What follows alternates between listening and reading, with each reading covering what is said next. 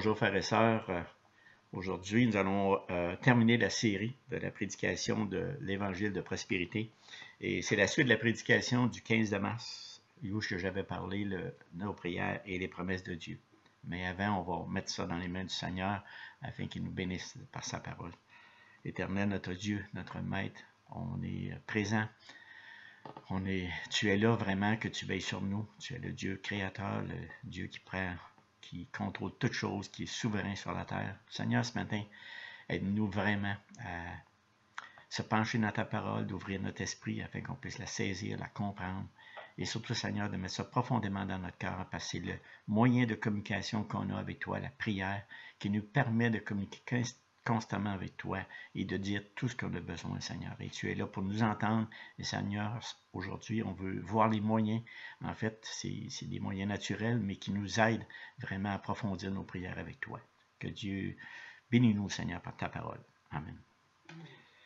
Fait que l'évangile de prospérité, vraiment, c'est un évangile qui prend les promesses de Dieu pour en faire des demandes égoïstes et réfléchit afin de satisfaire les besoins de l'homme matériellement parlant, sans considérer vraiment en profondeur les promesses de Dieu dans son but réel. Si on prie en demandant des choses à Dieu de cette façon, les hommes non chrétiens et même des chrétiens arrivent vite à la conclusion que Dieu n'accomplit pas ses promesses, comme Jésus l'a dit dans le verset suivant, Matthieu 21, 21, 22. Jésus leur répondit, « Je vous le dis en vérité, si vous aviez de la foi, et que vous ne doutiez point, non seulement vous feriez ce qui a été fait à ce figuier, mais vous diriez à cette montagne, ôte-toi de là et jette-toi dans la mer, et cela se ferait. Tout ce que vous demanderez avec foi, par la prière, vous le recevrez. » Pourtant, ces deux versets que je viens de vous lire, c'est une promesse authentique, réelle et vraie. Tout ce que vous demanderez avec foi, par la prière, vous le recevrez. La question que j'ai à vous poser ce matin, est-ce que nous croyons du plus profond de notre cœur à cette promesse extraordinaire? Dans la dernière prédication, j'avais répondu aux questions suivantes. Qu'est-ce que la prière? Pourquoi Dieu veut-il que nous prions? La prière change-t-elle la manière dont Dieu agit? Et finalement, que devons-nous considérer pour avoir des prières efficaces? C'est bien sûr qu'on fait la suite, ce serait bon pour quelqu'un qui veut connaître ce qu'il dit avant, d'aller voir ce message et de l'écouter. Ça va être encore plus profond, ça va pouvoir coller les deux ensemble et on va avoir une plus grande réalité. Donc, j'avais terminé cette prédication en vous présentant seulement un point à considérer, alors qu'il y en a encore 12 autres points à voir. C'est ce que nous allons voir ce matin. Et ce sont des points à réfléchir tout le reste de notre vie chrétienne. Ce n'est pas des points qu'on met de côté, ce n'est pas des points magiques, ce n'est pas des points qui vont nous amener. Non, au contraire, quand que je disais dans les points à considérer, à réfléchir, à méditer, ben c'est ça qu'on va parler ce matin. Donc vraiment, mon but, c'est vraiment que notre prière, la prière est la communication personnelle de Dieu, avec Dieu. Quand ses enfants lui font totalement confiance en toutes choses, et c'est qu'ils demandent avec foi et une pleine conviction selon sa volonté, Dieu agira à leur prière, car Dieu est fidèle à toutes ses promesses. Donc, que devons-nous considérer pour avoir la prière efficace? Des prières efficaces. Le mot « considérer », je veux le répéter, parce que je l'avais dit dans l'autre prédication, c'est regarder longtemps et attentivement. Considérer, c'est comme considérer quelqu'un de la tête aux pieds, c'est-à-dire considérer les avantages et les inconvénients. C'est-à-dire prendre le temps de regarder ce que Dieu dit dans sa parole. Avant de prier, prenons le temps de réfléchir à ce que nous allons demander au Père. Regardons longtemps et attentivement les Écritures, ce que Dieu dit par rapport au sujet qui nous vient dans l'esprit. Qu'est-ce que Dieu veut dire? Qu'est-ce que Dieu veut nous dire? Après notre demande au Père, ce qu'il faut faire, une des choses, c'est de restons attentifs et écoutons ce qu'il nous dit. Et nous serons surpris, mes frères et sœurs, de ce qu'il nous dit à propos de nos prières. J'aimerais revenir à un petit point, prions selon la volonté, mais c'est beaucoup plus exhaustif dans la dernière prédication, mais je vais faire un petit survol sur les points à considérer. Disons, un des points que j'avais dit, c'était prions selon la volonté de Dieu. Je vais juste faire un petit survol parce qu'il est beaucoup plus exhaustif dans l'autre prédication. Donc, regardons de plus près une des choses pour prier selon sa volonté, c'est dans Jean 15, 7. Jean 15, 7, il dit « Si vous demeurez en moi et que mes paroles demeurent en vous, demandez ce que vous voudrez et cela vous sera accordé. » Le verset commence par une condition, si. Si vous demeurez en moi et que mes paroles demeurent en vous, ça, on ne peut pas enlever ça. Si nous retirons cette condition de la phrase et que nous n'en tenons pas compte, nous aurons inévitablement une mauvaise compréhension de la promesse. Si nous vivons en Jésus-Christ et que ses paroles prennent vie en nous, alors ça serait pour Dieu un immense plaisir d'accéder à ce que nous demandons. Dans la version de la Bible de Sommer, dans 1 Jean 5, 14, 15, il dit ceci, « Et voici quelle assurance nous avons devant Dieu si nous demandons quelque chose qui est conforme à sa volonté, il nous écoute. Et si nous savons qu'il nous écoute, nous savons aussi que l'objet de nos demandes nous est acquis. Cependant, si nous perdons de vue la volonté de Dieu et devenons obsédés par nos propres désirs charnels, cela prouve que nous ne sommes pas en Jésus-Christ.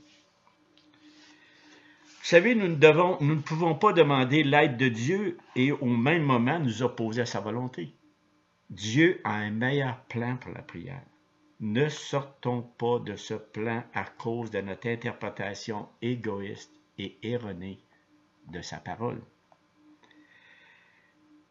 Comment pouvons-nous savoir quelle est la volonté de Dieu lorsque nous prions? Comme je dis, ça va être très bref ce que je vais dire par 2 petites phrases, mais j'ai encore plus expliqué cet élément-là important à considérer dans l'autre prédication, mais je veux juste faire un petit survol avec 2 pensées. En priant selon sa volonté, Dieu peut changer les désirs de notre cœur, transformer notre regard sur la situation pour laquelle nous prions. Au même moment, Dieu nous accorde une compréhension plus profonde de sa parole. Il nous rappelle un passage de l'Écriture qui nous permettra de prier plus efficacement. Et finalement, il nous montre quelle est sa volonté. Et il le montre notre foi afin que nous puissions prier avec une plus grande confiance. Quand on prie selon sa volonté, ça a une force qu'on ne peut même pas imaginer dans la vie du chrétien. Le deuxième point qu'on doit considérer, c'est « prions avec foi ». Le Seigneur venait de dire à ses disciples « Ayez foi en Dieu ».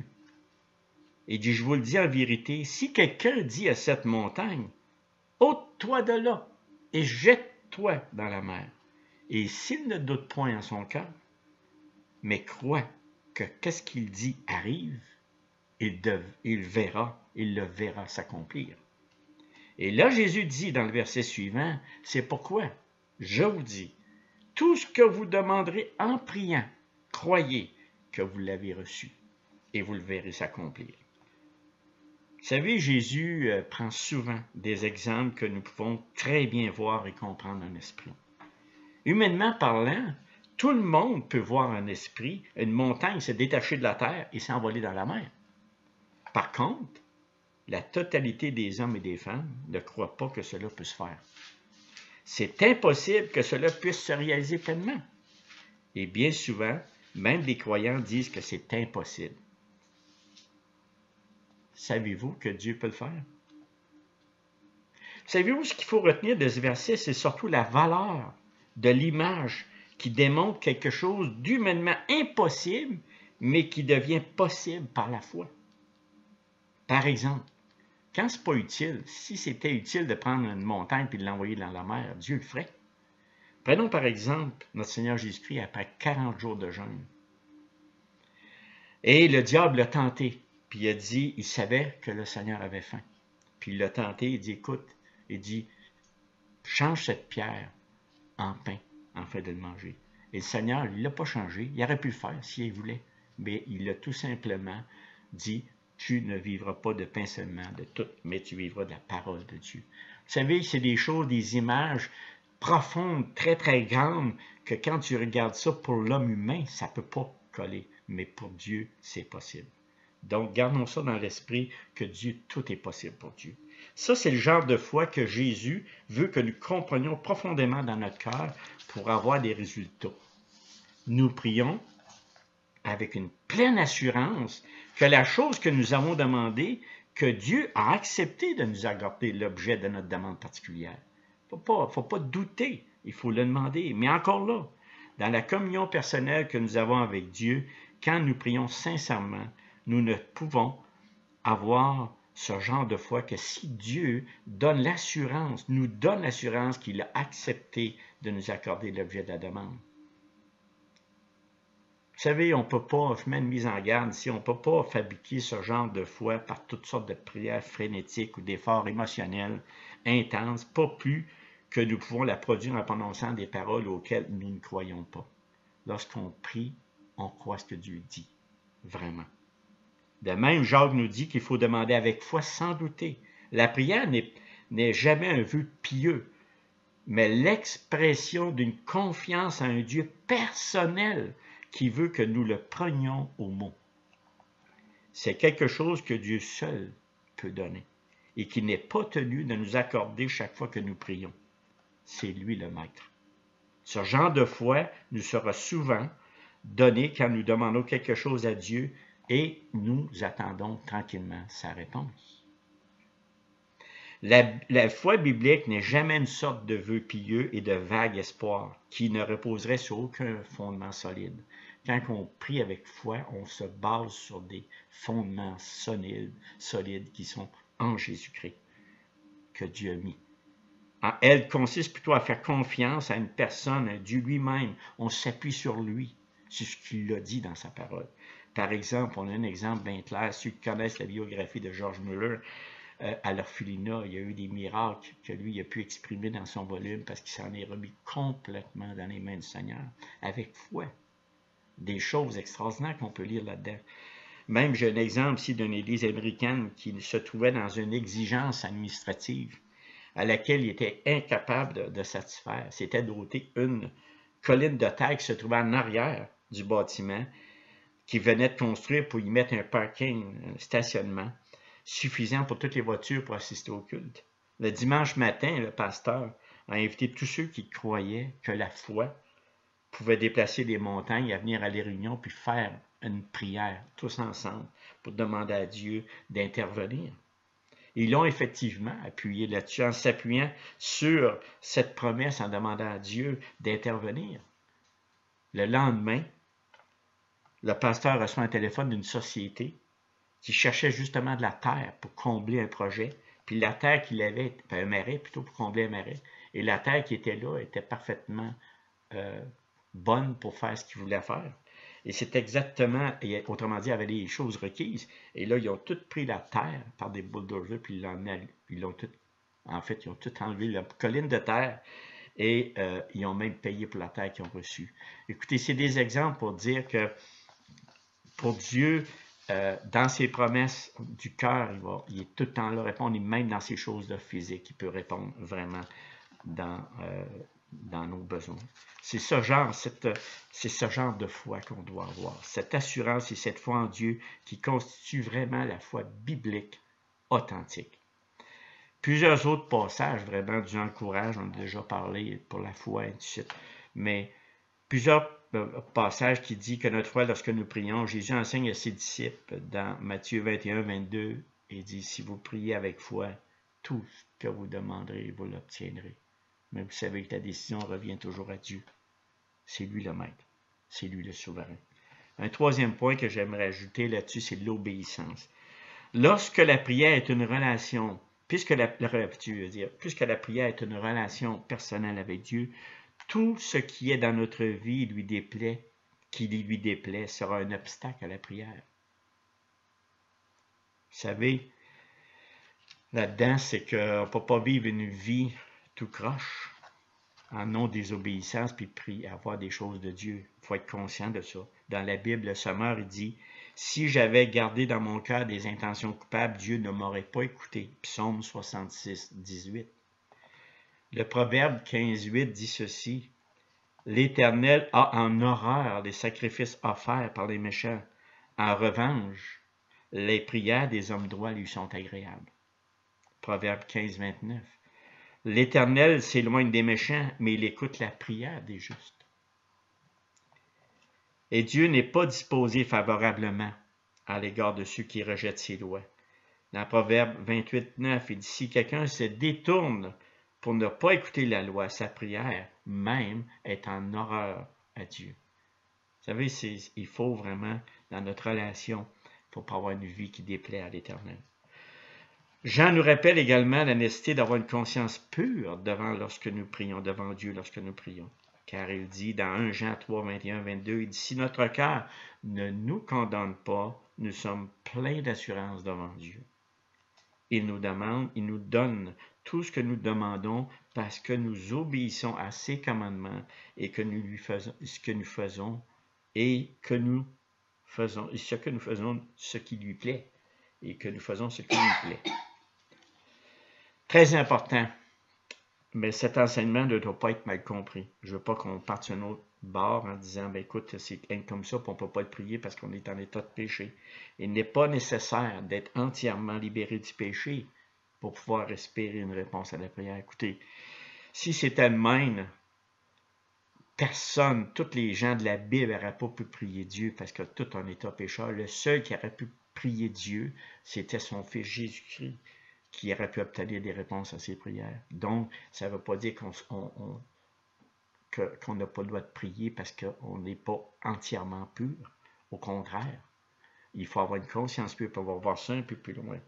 Puis on s'approche du Dieu vivant parce que par sa grâce, nous nous approchons de lui et surtout, nous nous approchons parce qu'on est purifié par le sang de Christ.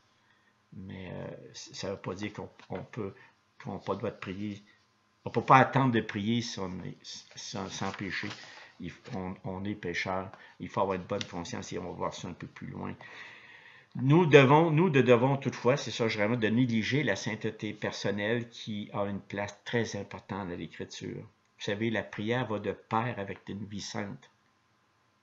Et la grâce tient une place importante dans la vie chrétienne. Mais la croissance dans la sainteté personnelle est également une source de grande bénédiction et cela s'applique aussi à la prière.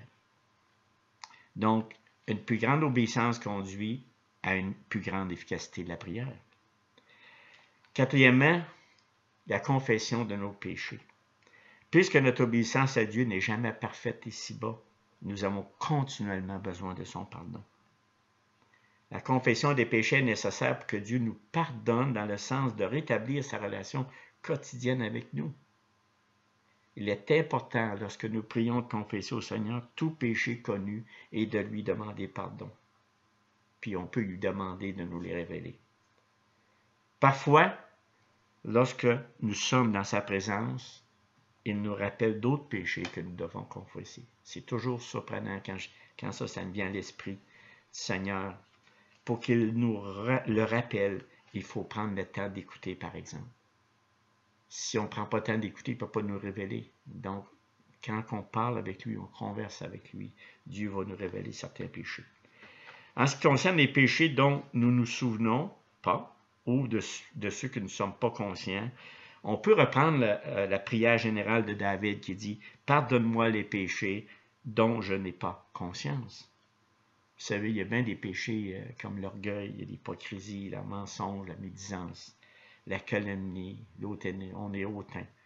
C'est des choses souvent dans notre vie qui sont là, qu'il faut constamment nous ramener à l'ordre par la parole de Dieu, parce que c'est facilement pour l'homme de prendre ça, l'homme ou la femme, d'avoir ce genre de péché dans nos vies. Parfois, le fait de confesser nos péchés à d'autres chrétiens en qui nous avons confiance, ça peut nous aider à être assurés du pardon divin et à vaincre le péché. Dans Jacques 5,16, il dit « Confessez vos péchés les uns aux autres et priez les uns pour les autres afin que vous soyez guéris. » Jacques vous encourage vraiment en établissant un lien entre la communion mutuelle et la prière efficace. Donc, la confession de nos péchés est importante. Maintenant, pardonnez aux autres. Cinquièmement, la première fois que j'ai entendu une prédication là, sur le verset suivant, les deux versets, si vous pardonnez aux autres leurs fautes, votre Père céleste vous pardonnera aussi. Matthieu 6, 14, 15. Mais si vous ne pardonnez pas aux hommes, votre Père ne vous pardonnera pas non plus vos fautes. Quand j'ai entendu ça la première fois, il dit, oui, il s'est trompé certain, ça n'a pas de sens. Il dit, il me semble que ce verset ne peut pas dire ça. Il dit bien, votre Père vous pardonnera aussi si vous pardonnez aux autres leurs fautes. Mais il dit, si vous ne pardonnez pas aux hommes, votre Père ne vous pardonnera pas non plus. C'est vraiment un choc quand tu écoutes ça. Mais vous allez voir un peu plus loin. Regardez, dans Marc 11, 25, il dit, quand vous priez, si vous avez quoi que ce soit contre quelqu'un, pardonnez-lui pour que votre Père céleste vous pardonne. Lui aussi vos fautes. En disant cela, Jésus n'a pas dans l'esprit le pardon que nous avions au début de notre vie chrétienne, là. Car on n'a pas renouvelé cette demande. Dieu nous a vraiment pardonné lorsque nous avons pris, quand Dieu nous a appelés, on a réalisé sa grâce, on s'est réalisé pécheurs, on était vraiment perdus. C'est pour ça, genre, c'est pas là que je parle. C'est qu'à tous les jours de notre vie, bien souvent, pas tous les jours, ça peut, mais régulièrement, on a besoin vraiment de pardonner aux autres. Et on a besoin aussi du pardon de Dieu parce qu'on l'offense souvent dans tous les jours de notre vie. Puis pour établir cette relation quotidienne avec Dieu, on a besoin vraiment de confesser, c'est-à-dire de pardonner aux autres, puis lui, de demander le pardon à Dieu. Puis à ce moment-là, notre communication est tout le temps bien établie avec Dieu. Vous savez, Jésus nous commande de demander à Dieu de nous pardonner de la même manière que nous avons pardonné à ceux qui nous ont fait du tort, dans le sens relationnel de ne pas nourrir de rancune ni d'amertume avec une autre personne, ni entretenir le désir de lui faire du tort. Parce que pardonne-nous nos péchés comme nous avons pardonné aussi à ceux qui pêchent contre nous. S'il y a des personnes à qui nous n'avons pas pardonné, lorsque nous formulons cette prière, alors nous demandons à Dieu de ne pas rétablir sa relation avec nous après nous avons péché. Avec nous, après que nous avons péché, de la même manière que nous avons refusé de le faire avec les autres. C'est important que notre cœur soit clean, pur dans ça, face à notre prochain, d'amener le pardon régulièrement. Puisque la prière suppose une relation personnelle avec Dieu, ce n'est pas surprenant si nous avons péché contre lui et attristé le Saint-Esprit et que le péché n'a pas été pardonné, ça interrompt notre relation avec Dieu. Tant que le péché n'est pas pardonné et que la relation n'est pas rétablie, la prière sera bien sûr très difficile et je peux vous le dire que je l'ai déjà vécu. C'est très difficile de communiquer avec Dieu. Vraiment. De plus, si nous nourrissons de la rancune dans notre cœur envers quelqu'un d'autre, alors nous agissons d'une manière qui n'est ni agréable à Dieu, ni constructive. Aussi, Dieu déclare-t-il qu'il prendrait ses distances par rapport à nous jusqu'à ce que nous pardonnions aux autres à ce point-là. À ce point-là. Il faut vraiment, mes frères et sœurs, considérer réellement le pardon, pardonner aux autres. L'humilité, le 6e point. Jacques nous dit que Dieu s'oppose aux orgueilleux, mais il accorde sa grâce aux humbles, dans Jacques 4, 6. Et un peu plus loin, au verset 10, il dit « Abaissez-vous devant les seigneurs, il vous le relèvera. » L'humilité est donc la bonne attitude à avoir dans la prière, alors que l'orgueil est tout à fait inapproprié. Vous savez que Dieu, dans sa parole, il dit « Je hais les orgueilleux ». La parabole de Jésus sur le pharisien, c'est le collecteur d'impôts, illustre très bien cela dans Luc 8, 11 et 12. Vous savez, on a bien souvent, on peut avoir une attitude hautaine lorsqu'on se croit très juste vis-à-vis, même plus juste que tes frères et tes sœurs. Le pharisien s'est approché de Dieu en se vantant et dit « Ô Dieu, je te remercie de ne pas être avare, malhonnête et adultère comme les autres hommes. » Et en particulier comme ce collecteur d'impôts là-bas, là. Moi, je jeûne 2 jours par semaine et je donne 10% de tous mes revenus. En revanche, L'humble collecteur d'impôts n'osait même pas lever les yeux au ciel, mais il se frappait la poitrine et murmurait « Ô Dieu, aie pitié du pécheur que je suis. » Vous savez, Jésus dit qu'il est entré chez lui déclaré juste par Dieu, contrairement aux pharisiens, car celui qui s'élève sera abaissé et celui qui s'abaisse sera élevé. C'est pourquoi Jésus a condamné ceux qui font de longues prières par apparence, ces hypocrites qui aiment faire des prières debout dans les synagogues et à l'angle des rues. Ils tiennent à être remarqués par tout le monde. Dieu, vous savez, c'est un Dieu à juste titre jaloux de son propre honneur, c'est-à-dire qu'il cherche continuellement et ardemment à protéger son propre honneur. Et on a raison de donner tout honneur à Dieu. Et loin, nous autres, on n'a pas de gloire à conserver. C'est Dieu à lui toute la gloire. C'est pourquoi Dieu est réticent à répondre aux prières des orgueilleux qui se glorifient eux-mêmes au lieu de lui rendre gloire. La vraie humilité devant Dieu qui se manifestera aussi par une authentique humilité devant les autres est nécessaire pour avoir une prière efficace. Donc, l'humilité est un point important. Septièmement, la prière persévérante. Vous savez, la prière persévérante, souvent, à certaines occasions, je me rends compte que je répète souvent les mêmes choses que je demande à Dieu. Mais vous savez, Moïse, à 2 reprises, est resté 40 jours devant Dieu sur la montagne du peuple d'Israël pour chercher sa volonté, sa face. Jacob a dit à Dieu, « Je ne te laisserai pas avant que tu m'aies béni. » Et Jésus, le Fils de Dieu, passa du temps régulièrement dans la prière. Et des fois, c'était des nuits complètes à prier. Vous savez, si Dieu, le Fils de Dieu, prenait ce temps, vous savez que nous, on doit avoir cette prière persévérante. Jésus-Christ, notre modèle, notre sauveur, avait toujours une prière persévérante, vraiment, pour son Père, parce qu'il avait un but. Puis nous, c'est ça la prière persévérante, c'est avoir un but bien particulier. Quand nous cherchons Dieu de tout notre cœur pour obtenir une réponse à une prière particulière, il se peut, en fait, que nous répétions plusieurs fois la même chose, la même demande. Mais vous savez, le Seigneur, à la veille de sa mort, a fait à son Père des prières en répétant les mêmes paroles en disant ceci. C'était les mêmes mots. Éloigne de moi cette coupe. Cependant, qu'il n'arrive pas ce que moi je veux, mais ce que toi tu veux. Vous savez, ce sont des exemples de prières ferventes et répétées en raison d'un besoin profondément ressenti. Une des choses qui me revient souvent à l'esprit, puis quand je pense à la parole de Dieu et des doutes qui viennent dans ma tête, parce qu'à tout moment donné, l'adversaire va pousser des choses. Je dis tout simplement d'une prière courte et rapide, du Seigneur, viens au secours de mon incrédulité. Viens au secours, aide-moi, j'ai besoin de toi. Renforce ma foi. Ce ne sont pas des exemples de ce que Jésus interdit, là, la multiplication des paroles, comme j'ai parlé tantôt. C'est pas ça pantoute que les païens font des fois, qui s'imaginent qu'à force de paroles, ils seront exaucés. Non, non. C'est vraiment des paroles profondes, sincères, honnêtes, du fond du cœur, qui cherchent et crient à Dieu. La prière persévérante a pour effet une communion continuelle avec Dieu, qui peut se faire à tout moment donné dans la journée, à toutes des heures différentes de la journée. Ça peut être court, ça peut durer une seconde, deux, je ne veux dire pas une seconde, mais plus que ça un petit peu, mais ça peut être court, répétitif, mais persévérer. Ça veut dire, comme dans Colossiens 4.2, persévérer dans la prière, veillez-y avec action de grâce. Donc, il nous demande, le Seigneur Jésus-Christ, cette consécration continuelle à la prière, tout en accomplissant nos devoirs quotidiens, devrait caractériser notre vie de chaque croyant.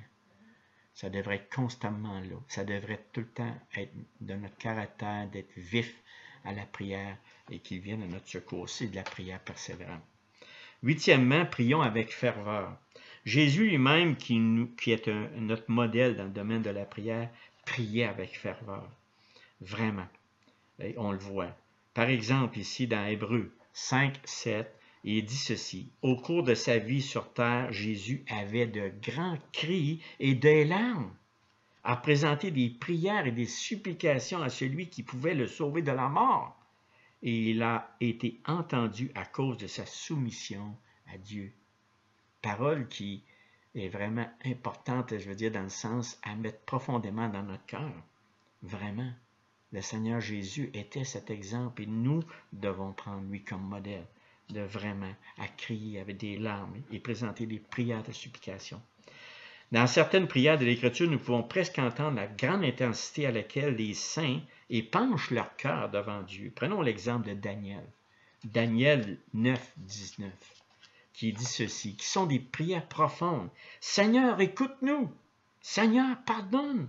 Seigneur, prête-nous attention et interviens sans tarder, par égard pour toi-même, ô mon Dieu. Car il s'agit de la ville et du peuple qui t'appartiennent. Il parlait avec une prière, Daniel, avec une profondeur, puis il s'attendait vraiment à ce Dieu tout-puissant. On voit ici, lorsque Dieu monte à Amos, le jugement qu'il s'apprête à venir sur son peuple, Amos supplie dans Amos 7.2, si vous allez voir, « Ô Seigneur éternel, pardonne-nous de grâce, sinon comment Jacob pourra-t-il subsister, lui qui est si petit? » Si, dans nos relations personnelles, nous essayons de faire semblant d'éprouver d'intenses émotions qui ne correspondent pas aux sentiments de notre cœur, soyez sûrs, généralement, les gens autour de nous que nous essayons d'abuser se rendent assez compte, ils se rendent vite compte de notre hypocrisie et prendre de distance. Et puis, c'est vrai, on peut le ressentir quand quelqu'un ne prie pas avec dans nos relations personnelles, on peut le voir entre nous. À ce moment-là, imaginez maintenant à combien plus forte raison ne laissera-t-il pas abuser notre hypocrisie, lui qui connaît parfaitement notre cœur? Comment on peut tromper Dieu, lui qui connaît complètement notre cœur? Donc, soyons intègres, honnêtes, d'un seul cœur, pas dupes, mais complètement nous-mêmes, avec une sincérité fondamentale, que qu'est-ce qui est dans notre cœur, c'est vraiment ce qu'on veut dire à Dieu. Pas quelque chose de Dieu, parce que Dieu nous voit. L'intensité et la profondeur de l'engagement émotionnel dans la prière ne devrait donc jamais être feinte, parce qu'on ne peut pas duper Dieu. Quand nous commençons vraiment à voir les situations comme Dieu les voit, et si nous commençons à discerner les besoins d'un monde qui souffre et dépérit, il nous sera alors naturel de prier avec un engagement émotionnel intense et de nous attendre à ce que Dieu, dans sa miséricorde, réponde à nos prières sincères. Vraiment. Ça là, c'est quelque chose qu'on ressent. On pense à notre prochain, on pense à nos enfants, on pense même là dans le temps de la pandémie qu'on vit. C'est incroyable, il y a beaucoup plus de gens qui prient, puis qui crient à Dieu. Puis on a raison de le faire, puis il faut crier. Il y a une journée mondiale qui va se faire à la suite de prière demain, le 29 de mars, qui est dimanche. Toute la planète. Donc, on s'attend à Dieu. On veut y exprimer du fond du cœur qu'est-ce qu'on vit dans le moment. Et quand une personne prie avec une telle intensité dans le cadre d'une réunion de prière, les participants, quand on est tous ensemble, on voit quelqu'un qui révèle d'une œuvre profonde du Saint-Esprit dans le cœur de cette personne qui sort de lui. On voit l'œuvre du Saint-Esprit dans lui. On doit tous se réjouir et d'être reconnaissants et d'accepter cette prière. Tous ensemble et dire Amen. Donc, le 9e point maintenant, c'est s'attendre à Dieu. Qu'est-ce que ça veut dire, ça, s'attendre à Dieu? Prenons un exemple biblique de la part de David en Psaume 27, 14. Attends-toi donc à l'Éternel, sois fort, affermis ton courage. Oui, attends-toi à l'Éternel. Psaume 38, 16. En toi, Éternel, est tout mon espoir. Tu me répondras, ô Seigneur, mon Dieu. Pour aider à comprendre, nous allons prendre une analogie humaine qui peut nous aider à comprendre pourquoi il est si important de s'attendre à Dieu en vue d'une réponse à la prière. J'ai 3 exemples, une analogie humaine. Je fais une invitation vague générale. Par exemple, ça serait bien que vous veniez dîner un jour, un de ces jours. Vous savez, il n'y a pas grand monde qui va répondre à cette invitation-là. Je fais une autre invitation. Je fais une invitation précise et rapide et impersonnelle. Joe, peux-tu venir dîner vendredi soir à 18h? À peine ai-je dit le dernier mot, je me retourne et je pars précipitamment en laissant Joe là sans attendre sa réponse. Ça ressemble un peu à nos requêtes de prière. Ce genre de requête oublie que la prière est une relation entre deux personnes, moi-même et Dieu. Et j'ai un troisième exemple. Je fais une invitation sincère, personnelle et précise. Gaétan et moi aimerions vraiment que tu viennes dîner chez nous ce vendredi à 18h. Pourrais-tu venir? Et puis là, je continue à le regarder dans les yeux. J'attends attentivement, silencieusement, patiemment, pendant qu'il réfléchit à sa réponse. Il sait, à l'expression de mon visage, au ton de ma voix et à mon attitude, que je mets tout mon cœur dans cette demande et que je le considère comme un ami. Le fait d'attendre patiemment une réponse montre ma sincérité et mon respect envers lui en tant que personne. Ça, c'est le genre de demande que le chrétien sincère doit faire en s'approchant de Dieu, d'être conscient d'être dans sa présence, de faire une demande avec ferveur et ensuite attendre calmement que Dieu lui donne l'assurance qu'il a été entendu. Mais attention, cela ne va pas dire que toutes nos demandes doivent être faites comme cela. Les deux premières, c'est pas parce qu'elles ne sont pas valides, mais je veux juste dire que ce n'est pas des formules magiques. Parfois, il nous arrive que nous devions faire des prières rapides car nous n'avons pas le temps devant nous. Seigneur, sauve-moi! Donc, ça peut arriver dans des situations. Ça peut arriver aussi qu'on a des prières générales un peu plus vagues parce qu'on manque d'informations sur le sujet. Mais c'est pas ça que je parle. Ce que je veux dire, c'est que si nous voulons des prières, que nos prières soient plus efficaces, qu'on ait une communication plus personnelle entre nous et Dieu, ben, on prend le troisième point, vous allez voir que nos prières sont plus profondes et nous obtiendrons incontestablement beaucoup plus de réponses de la part de Dieu. Mais ça, sans être absolu, parce que le Dieu souverain se réserve le droit de dire oui ou non. Maintenant, prions en privé. C'est un autre point qui est important parce que parfois, on a besoin, puis c'est des situations que je pense que ça nous arrive à tous, chrétiens, c'est de se mettre dans ta chambre privée, tout seul, et puis tu peux parler à haute voix, pleurer à haute voix, des larmes dans ta chambre, puis tu cries à Dieu. C'est un genre de prière que Dieu aime aussi. Vraiment, qu'on ouvre notre cœur complètement. Toutes les choses frustrées. C'est bien sûr que tu ne peux pas en public, ça peut être pas bien vu, là. Puis, donc, ça, c'est important, la prière privée. Et c'est Dieu aime vraiment cet épanchement de cœur vers lui. Aussi, dans la prière privée, ça ne veut pas dire tout ça. Il y a d'autres prières privées qu'on fait dans l'Église. Parfois, dans les réunions de prière, les portes sont fermées, puis on est un petit groupe de croyants qui épanchent notre cœur devant Dieu, tous ensemble. Ça aussi, c'est bon, c'est merveilleux. C'est ça, la prière privée, c'est-à-dire que, comme ils ont fait à l'Église américaine, ils se sont mis un petit groupe ensemble pour prier, pour que Dieu intervienne, puis il est intervenu. Mais c'est bon aussi. La porte est fermée, comme on fait à l'Église. Au sol, aux réunions de prière le mercredi. Donc, c'est des choses aussi que Dieu aime. Donc, 11e, prions avec les autres. C'est important, la prière. Les croyants sont fortifiés quand ils prient ensemble. En fait, Jésus, en vérité, il dit, je vous dis encore, si 2 d'entre vous s'accordent sur la terre pour demander quoi que ce soit, cela lui sera accordé par mon Père qui est dans les cieux, car là où 2 ou 3 sont assemblés à mon nom, je suis au milieu d'eux.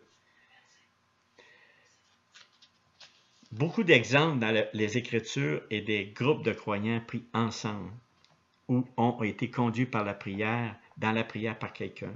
Même dans la prière modèle de Jésus, il ne dit pas « Donne-nous aujourd'hui le pain que j'ai besoin », mais il dit « Donne-nous aujourd'hui le pain dont nous avons besoin ». Et ainsi de suite. Donc, prier avec d'autres croyants est donc légitime et augmente souvent notre foi et l'efficacité de nos prières. 12e, c'est le jeûne. Le jeûne fait partie vraiment d'avoir des prières et des promesses de Dieu. Toute ma vie chrétienne, les moments où j'ai le plus connecté avec Dieu, où j'ai le plus communiqué avec Dieu, c'est avec le jeûne. Il y a beaucoup de choses à dire sur le jeûne, l'attitude que nous devons avoir. Et notre frère Vincent a fait un message très édifiant sur le sujet et il est sur notre site Internet. Le titre est « Affamé de Dieu » qui s'est donné le 12 août 2018. Plusieurs exemples dans la parole de Dieu qui nous parlent de l'efficacité du jeûne. Des peuples entiers se sont repentis après un jeûne. Des membres d'une Église entière de Jésus-Christ qui ont jeûné pour des missions quelconques. Ou même pour élire des responsables d'Église. Le jeûne est une humiliation de notre âme devant l'Éternel. Le jeûne accompagne donc la prière dans de nombreuses situations, vraiment dans les moments d'intercession, de repentance, d'adoration, de recherche de la direction divine. Le jeûne est vraiment une source de plusieurs bienfaits qui affectent notre relation avec Dieu. La plupart des chrétiens occidentaux ne jeûnent pas. Mais si nous étions prêts à jeûner plus régulièrement, serait-ce en sautant un ou deux repas, nous pourrions vraiment être étonnés de la puissance et de la force spirituelle que nous aurions dans nos vies et dans nos églises. C'est pour ça que je vous réfère aller voir le message de Vincent qui explique encore davantage la puissance du jeûne. Maintenant, le 13e point, c'est qu'en est-il des prières non exaucées? On arrive à la conclusion. Vous savez, nous devons commencer par reconnaître que parce que Dieu est Dieu et que nous sommes ses créatures, il est normal que certaines prières ne soient pas exaucées. C'est normal. Pourquoi? Parce que Dieu, dans sa sagesse, il garde cachés ses propres plans concernant l'avenir. Et bien que des personnes prient, beaucoup d'événements ne se produisent pas avant le moment que Dieu a fixé. Par exemple, les Juifs ont prié pendant des siècles pour la venue du Messie. Et à juste titre, mais ce n'est que lorsque le moment fixé par Dieu est arrivé qu'il a envoyé son Fils.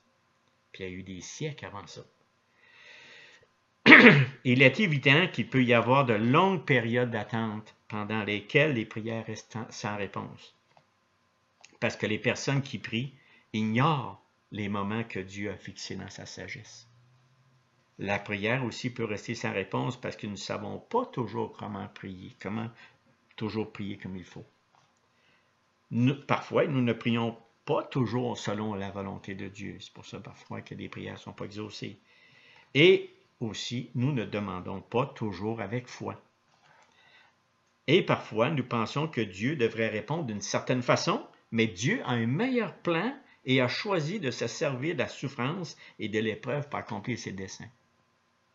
Nous, on doit vraiment regarder en avant, regarder à Jésus-Christ, sans jamais se lasser. Souvenons-nous de Joseph qui a sans doute prié avec ferveur. Souvent, ça me vient à l'esprit l'exemple de Joseph pour être délivré de la citerne et de l'esclavage en Égypte. Mais des années plus tard, imaginez Joseph connaissait le plan de Dieu, il priait Dieu. Pas de réponse. Pas de réponse pendant des mois et des années. Et là, à un moment donné, quand toutes ces choses-là se sont arrivées, il a compris que tous ces événements, Dieu avait projeté de faire du bien. Que c'était tous des événements que lui avait préparés. Ayons cet esprit, ces faits en tête quand il nous arrive des choses, des prières sans réponse. Nous ne sommes pas les seuls à avoir été confrontés à des prières non exaucées. Par exemple, Jésus, quand il a demandé à son Père, au Père, si tu veux, écarte de moi cette coupe. Toutefois, que ta volonté soit faite et non la mienne. Paul, quand il a demandé la guérison par 3 fois. David, qui a prié pour Dieu, de laisser la vie sauve à son fils. Mais celui-ci n'est pas survécu, parce que Dieu, il dit, il va mourir. Les martyrs, tout au long de l'histoire, ont été confrontés à cette situation, pensant à eux autres, qui à un moment donné, par leur foi en Jésus-Christ, leur foi en Dieu, ont été décapités, ont été brûlés, ont eu des circonstances, et certainement ont eu une prière dans leur esprit. Dieu, si c'est ta volonté, vraiment, si c'est ta volonté. Mais ils espéraient vivre aussi. Puis ils espéraient, mais regardez, c'est vraiment le Dieu, puis ça ne lui a pas été accordé. Mais gardons, vis-à-vis nous autres, cette vision que je parlais de Jésus-Christ. Lorsque la prière est sans réponse, nous devons continuer à avoir confiance en Dieu, qui fait concourir toutes choses au bien de celui qui l'aime, et à nous décharger sur lui de tout souci, sachant qu'il prend continuellement soin de nous. Nous ne devons jamais oublier qu'il nous donnera jour après jour la force dont nous aurons besoin, car il a lui-même promis, « Je ne te délaisserai pas, non, je ne t'abandonnerai jamais. » Nous devons aussi continuer à prier parce que nous recevons soudainement une réponse après avoir attendu longtemps, comme c'est dans le cas de Anne, qui était stérile, qui attendait, qui priait régulièrement de fête en fête, puis criait à Dieu pour pouvoir lui donner un enfant. À un moment donné, c'est arrivé. Elle est tombée enceinte après avoir attendu de nombreuses années. Pensons à ces gens-là des Écritures qui nous donnent des exemples parfaits de personnes qui ont persévéré, des personnes qui ont regardé à Dieu sans jamais se lasser de la prière. Aussi, parfois, les prières resteront sans réponse ici-bas. Dans certains cas, Dieu répondra à ces prières après même la mort du croyant. Dans d'autres cas, il ne le fera pas, mais ces prières s'élèvent. D'autres fois, il n'y en a pas de réponse, mais ces prières s'élèvent malgré tout comme un parfum agréable devant le trône de Dieu. Dieu reçoit, ayons conscience de ça, que Dieu reçoit nos prières comme un parfum agréable devant lui. Prions avec ferveur, car ils sont l'expression d'une foi sincère et d'un amour pour Dieu et son peuple. Et elles vaudront à ceux qui lui font louange et gloire et honneur lorsque Jésus-Christ apparaîtra. Quand il apparaîtra, toutes ces choses-là, toutes ces choses qu'on s'attend de lui, toute la foi qu'on a à son plan divin, tout ça va se réaliser un jour. Puis nous, on marche par la foi. Vous savez, mes frères et sœurs, avec ces 13 points dans l'esprit, nous pouvons regarder et considérer minutieusement et attentivement la parole de Dieu avant de prier. Prenons le temps de réfléchir à ces points. Prenons le temps, réfléchissons et méditons constamment la parole de Dieu et nous saurons quoi lui demander. Car il n'y a rien d'impossible pour Dieu. Ne mettons pas des barrières à Dieu. Dieu, tout est possible à Dieu. Et après avoir prié, quand on aura fait des demandes, restons, mes frères et sœurs, à l'écoute afin d'entendre ce que Dieu a à nous dire. Frères et sœurs, que le Seigneur vous bénisse abondamment dans ces jours très difficiles que le peuple vit, que le monde entier vit présentement. Et c'est encore plus l'occasion de prier davantage à notre Dieu vivant, le Créateur, celui qui a tout entre ses mains, qui peut arrêter toute pandémie possible. On va prier. Seigneur, notre Dieu, merci pour ce temps qu'on a eu ensemble. Et Seigneur, que cette parole nous bénisse dans nos cœurs, qu'elle nous rende profondément, qu'il nous donne vraiment une foi encore plus forte en ton plan divin, qu'il nous donne une foi encore plus forte en tes promesses. Mais pour cela, Seigneur, il faut qu'on ait une confiance que la prière est très efficace et que quand on te demande quelque chose, tout est possible parce que tu es le Dieu souverain, le Dieu qui donne, qui fait tout pour nous et tu peux tout faire, Seigneur. Puis on te demande, Seigneur, justement de nous donner cette foi forte afin qu'on demeure dans tes voies. Merci, Seigneur, pour ta bonté, ton amour, ta miséricorde envers nous. Amen.